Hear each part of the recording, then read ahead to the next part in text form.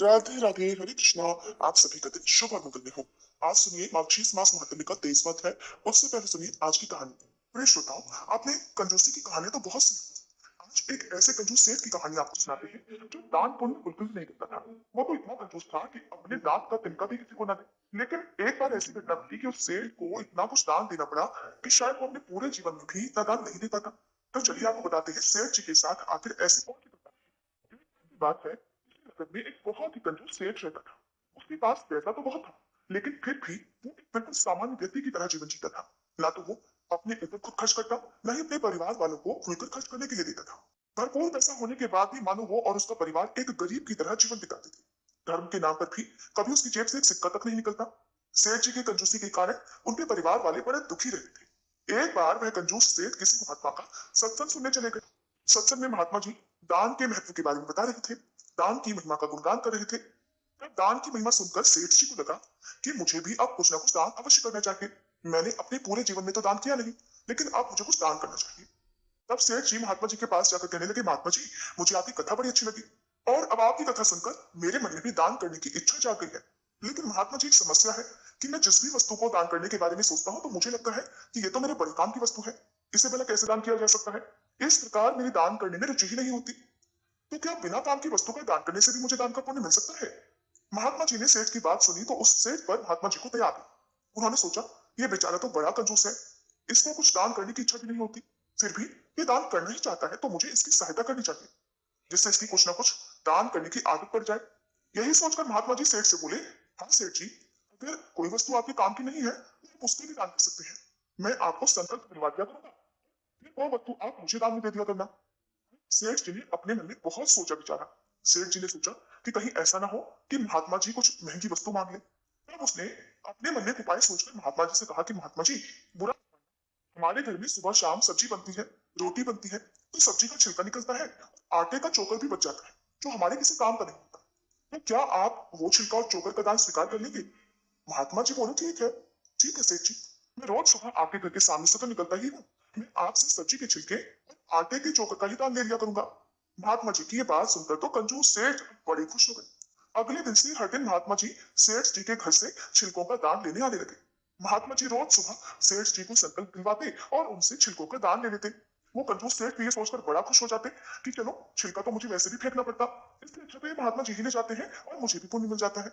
महात्मा जी सब्जी के छिलके और आटे का चोकर ले जाकर गौ माता को खिला देते, इससे उनका भी काम बन जाता। कई महीनों तक ऐसा ही चलता रहा। भगवान जो सृष्टि के कण कण में विराजमान है वो ये सब देख रहे थे। एक दिन भगवान को भी मजाक सूझी तो उन्होंने उस कंजूस सेठ के घर पर एक बिल्ली को भेज दिया। अब वो बिल्ली रोज सेठ जी को और उनके परिवार वालों को परेशान करने लगी। कभी वो बिल्ली जाकर रसोई घर में दूध पी जाती, कभी खाने पीने का सामान गिरा देती, कभी उनके घर में मलत्याग कर देती। इस प्रकार वह बिल्ली उन सभी को किसी न किसी तरह से परेशान करने लगी। करके सभी लोग उस बिल्ली से बड़े दुखी हो गए, बड़े परेशान हो गए। अब एक दिन की बात है, सेठ जी की पत्नी छत पर कपड़े सुखा रही थी। तभी उन्होंने देखा कि वही बिल्ली रसोई में जा रही है, तो उन्होंने वहीं से बिल्ली के ऊपर बाल्टी फेंक कर मारी। सेठ जी उसी समय वहां से गुजर रहे थे, तो वो बाल्टी सीधे सेठ जी के सिर पर जा लगी और बाल्टी की चोट से सेठ जी के सिर पर घूमड़ हो गया। सेठ जी बोले, अरे भगवान, मैंने तुम्हारा क्या बिगाड़ा है, तुम मुझ पर बाल्टी क्यों फेंक रही हो। सेठानी बोली, मैंने बिल्ली को उधर से जाते देखा था तो मैंने उसी पर बाल्टी फेंकी थी, लेकिन वो आपको जा लगी। इसी तरह फिर एक दिन सेठ जी की बहू रसोई में रोटी बना रही थी। तभी उसने उस बिल्ली को घर के बाहर घूमते देखा। सेठ जी की बहू ने बिल्ली को मारने के लिए पूरी ताकत से उस पर बेलन फेंका और संयोग से सेठ जी भी उसी बिल्ली को मारने जा रहे थे। तभी पीछे से वो भारी बेलन पूरी ताकत से सेठ जी की पीठ पर जा लगा। सेठ जी दर्द के मारे जोर से कराह उठे। ये देखकर सेठ जी की बहू घबरा गई। सेठ जी की चीख पुकार सुनकर घर के सभी लोग वहां इकट्ठा हो गए। तब सेठ जी की बहू बोली कि मैंने तो बिल्ली को मारने के लिए उस पर बेलन फेंका था, परंतु पिताजी वो तो आपको जा लगा, इसलिए मैं क्षमा चाहती हूँ। सेठ जी सोचने लगे कि ये सब करवा ले, बिल्ली को मारने के चक्कर में कहीं मुझे ही ना मार डाले। फिर एक दिन सुबह के समय वो बिल्ली सेठ जी के घर में चुपके से बैठी थी। सेठ जी ने उस बिल्ली को देख लिया था, तो सेठ जी तो पहले से ही उस बिल्ली पर खींचे हुए थे कि उसकी वजह से सेठ जी को जाने कितनी बार मार पड़ी, जाने कितनी बार उन्होंने चोट खाई। तो सेठ जी ने सोचा कि इस बिल्ली ने हमें बड़ा परेशान कर रखा है, आज मैं इस बिल्ली का ही काम तमाम किए देता हूँ। ये सोचकर सेठ जी ने एक बड़ा सा पटिया उठाकर उस बिल्ली के ऊपर दे मारा, तो वह बिल्ली वहीं पर बेहोश हो गई। लेकिन सभी ने सोचा कि बिल्ली मर गई। और ठीक उसी समय वो महात्मा जी जो हर दिन कंजूस सेठ के हाथ से छिलकों का दान लेने आते थे, वो नियत समय पर छिलकों का दान लेने आ गए। महात्मा जी और सभी लोगों ने देखा कि सेठ जी ने बिल्ली को मार दिया है और शास्त्रों में बिल्ली को मारना बहुत बड़ा पाप बताया गया है। ये इसे देखकर महात्मा जी बोले, राम राम सेठ जी, आपसे तो घोर अनर्थ हो गया है। आपके हाथों बिल्ली मर गई, ये तो बहुत बुरा संकेत है। बिल्ली को मारने वालों को घोर नरक की प्राप्ति होती है। यह सुनकर सेठ जी तो घबरा गए। फिर महात्मा जी से बोले, महात्मा जी, इस पाप का अगर कोई प्रायश्चित हो तो बताइए। महात्मा जी बोले, सेठ जी, इस घोर पाप का प्रायश्चित तो मुझे पोथी में देखकर ही बताना पड़ेगा। ऐसा कहकर महात्मा जी ने अपनी पोथी निकाली, फिर उसे देखने लगे।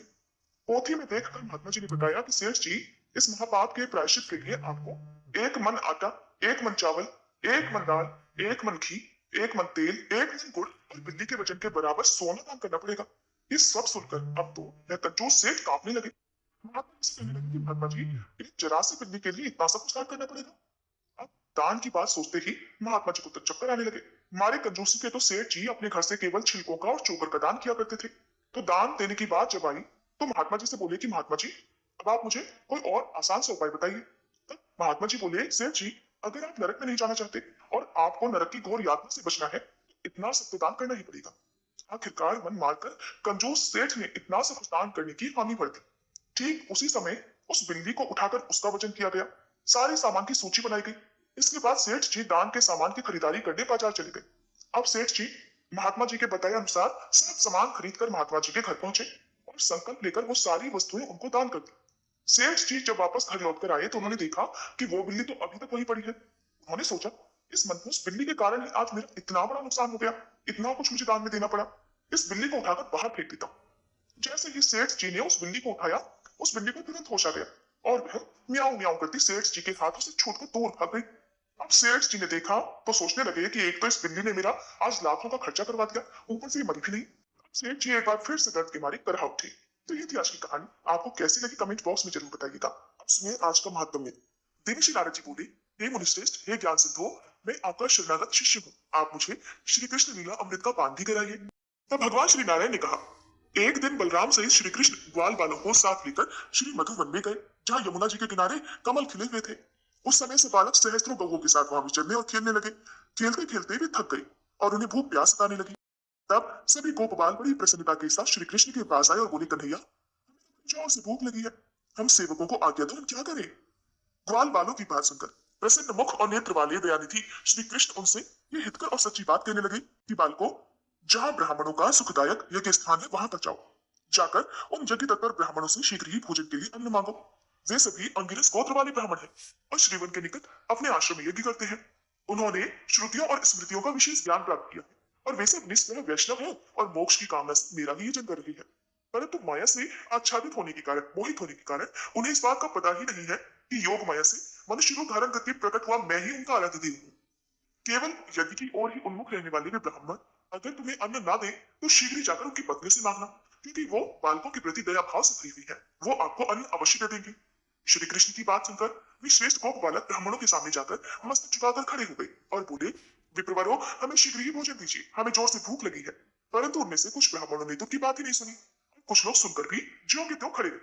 तब वे पाकशाला में गए, अर्थात जहां पर भोजन बनता था, रसोई घर में गए जहां ब्राह्मणियां भोजन बना रही थी। उन बालकों ने ब्राह्मण पत्नियों को सिर झुकाकर प्रणाम किया, क्योंकि श्री कृष्ण की ऐसी ही आज्ञा थी कि जब ब्राह्मण भोजन देने के लिए मना करते तब उनकी पत्नियों से भोजन मांगना। फिर प्रणाम करके वो सब बालक उन पतिव्रता ब्राह्मणियों से बोले कि माताओं, हम सब बालक भूख से पीड़ित हैं, हमें भोजन दीजिए। उन बालकों की बात सुनकर और उनकी मनोहर आकृति देखकर उन सती साध्वी ब्राह्मणियों ने मुस्कुराते हुए बड़े प्रसन्न मन से उनसे आदरपूर्वक पूछा कि समझदार बालकों, बताओ तो जरा तुम लोग कौन हो, किसने तुम्हें यहाँ भेजा है, तुम्हारे नाम क्या क्या है। हम तो तुम्हें व्यंजन सहित तरह तरह का श्रेष्ठ भोजन जरूर देंगे। ब्राह्मणियों की बात सुनकर वे सभी स्निग्ध और हस्तपुष्ट गोप बालक बड़ी प्रसन्नता से हंसते हुए बोले, माताओं, हमें तो बलराम और श्री कृष्ण ने भेजा है। हम लोग भूख से बहुत पीड़ित थे, बहुत जोर से भूख लग रही है, कृपया हमें भोजन दो।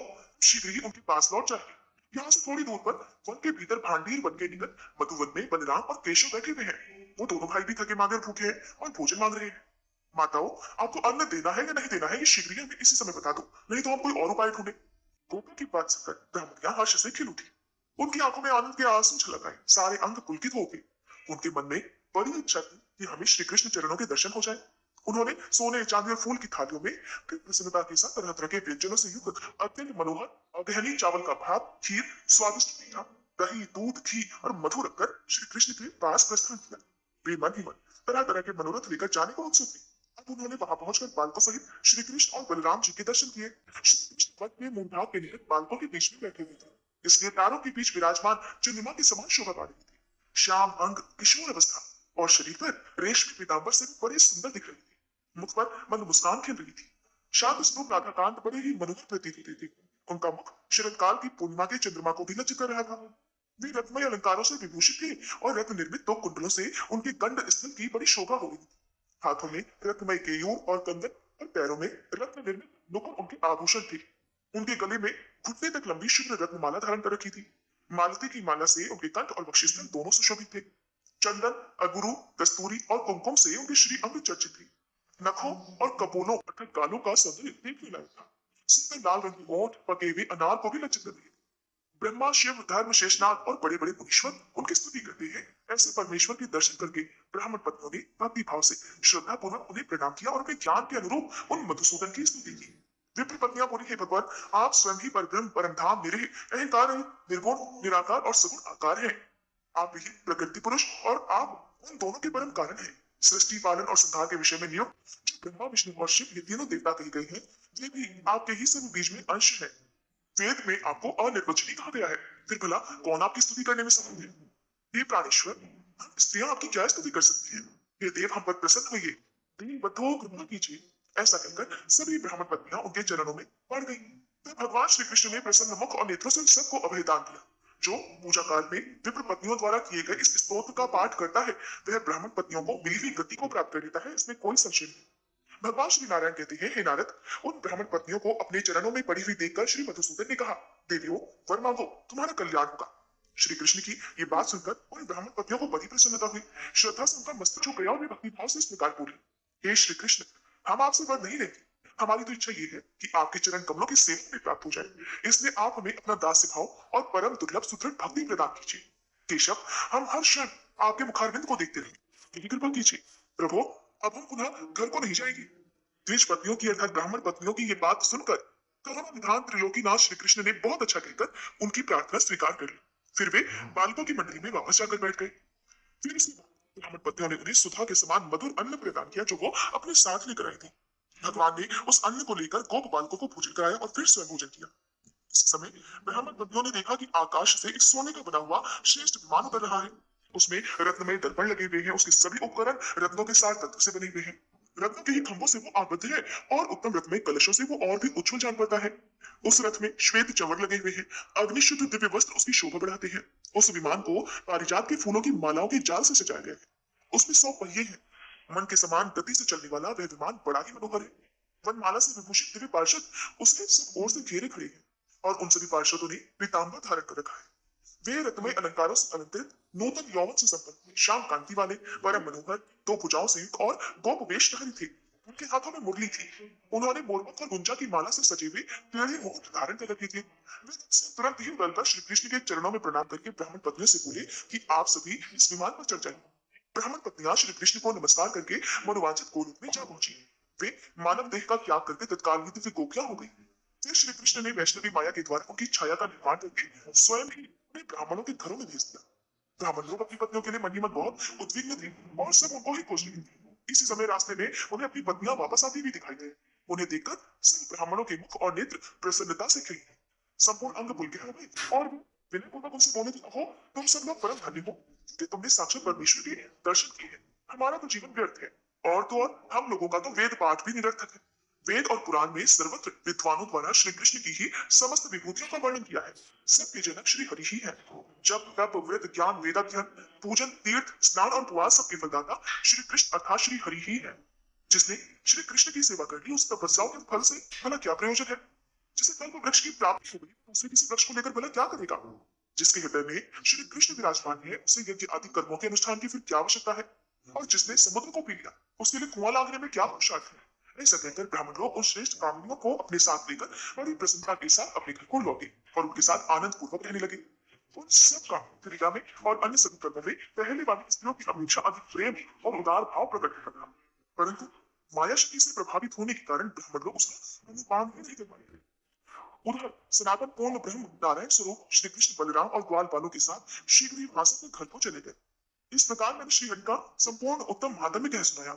इसे मैंने पूर्व काल में पिता धर्म के मुख से सुनाया। नारद, तुम्हें और क्या सुनना चाहिए? नारद जी ने पूछा, हे ऋषिंद्र, इस पुण्य के प्रभाव से उन ब्राह्मण पत्नियों को ऐसी गति प्राप्त हुई जो बड़े बड़े मुनीश्वरों और भोग सिद्ध पुरुषों के लिए भी दुर्लभ है। क्यों नहीं उन ब्राह्मणों को ऐसी गति प्राप्त हुई?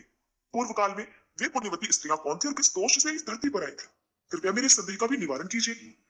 तब भगवान नारायण बोले, नारद, ये देवियां सब ऋषियों की सुंदर रूप गुण संपन्ना पतिव्रता पत्नियां थी। एक बार अनल देव ने इनका अंग स्पर्श कर दिया। इससे सब ऋषियों में अंगिरा जी को बड़ा क्षोभ हुआ और मेरी पत्नी को सर्वभक्षी होने का और इन पत्नियों को मानुष योनि में जाने का श्राप दे डाला। ये सब रोती हुई बोली कि हम लोग तो निर्दोष है, पतिव्रता है, हमारा त्याग मत कीजिए। आप हम दबी हुई अबलाओं को अभय प्रदान कीजिए। इनके करुण क्रंदन से मुनि को दया आ गई। वे भी दुखी हो गए। अंत में उन्होंने कहा कि तुम्हें मानुष योनि में जाना तो होगा, परंतु तुम्हें वहां साक्षात भगवान श्री कृष्ण के दर्शन प्राप्त होंगे। उनके दर्शन होते ही तुम सब गोलोक में चले जाओ। फिर श्री हरि अपनी योग माया से तुम लोगों की छाया मूर्ति का निर्माण करेंगे। मनु के घरों में रह हमारे यहाँ ही वापस लौट आएंगे। इस प्रकार तुम अपने छायांश से पुनः हमारी पत्नी हो जाओगी। इसलिए ये मेरा श्राप तुम्हारे लिए वरदान सिद्ध होता है। ऐसा भी करती होगी और वो उनकी पत्नी इसके लिए बड़ा होगा। स्त्रियां शापवश धरती पर आकर ब्राह्मणों की पत्नियां हुई और श्री कृष्ण को भक्तिभाव से अन्न समर्पित करके वे उनके धाम को चली गई। निश्चय ही उनका शाप उनके लिए श्रेष्ठ संपत्ति से भी अधिक महत्वशाली हुआ। नीच पुरुष से मिली हुई संपत्ति भी निंदनीय है, किंतु महात्मा पुरुष से प्राप्त हुई विपत्ति भी श्रेष्ठ होती है। अहो, साधु पुरुषों का कोप फिर काल के उपकार में बदल जाता है। विपत्ति के बिना धरती पर किसी की महिमा भला कैसे प्रकट हो सकती है? पतियों के परित्याग से भूमि पर उत्पन्न हुई ब्राह्मण पत्नियां श्री कृष्ण के दर्शन से स्वर्ग में से हो। इस प्रकार मैंने श्री हरि के इस उत्तम चरित्र को पूर्ण रूपेण कह सुनाया। उन पुण्यवती ब्राह्मणियों के मोक्ष की ये मनोरम कथा आदि है। विप्रवर, श्री कृष्ण की लीला कथा पद पद में नई नई जान पड़ती है और इसे सुनने वालों को तो कभी तृप्ति ही नहीं होती। भला कल्याणमयी कथा के श्रवण से कौन तृप्त हो सकता है? मैंने पूज्य पिताजी के मुख से जितना रमणीय भगवत चरित्र सुना था उसका वर्णन वैसे ही कर दिया। अपनी इच्छा बताओ, वे क्या सुना चाहते हैं? तब नारद जी ने कहा, हे कृपा निधान, हे जगत गुरु, आपने पूर्व काल में पिता के मुख से श्री कृष्ण की जो मंगलमयी लीलाएं सुनी है वे सब मुझे सुनाई। श्री सूत जी कहते हैं, हे शौनक जी, देवर्षि का ये वचन सुनकर भगवान नारायण ने स्वयं ही श्री कृष्ण महिमा के अन्य प्रसंगों का वर्णन आरंभ किया। उन्होंने जो भी वर्णन किया उसका वर्णन आप सभी अगले अध्याय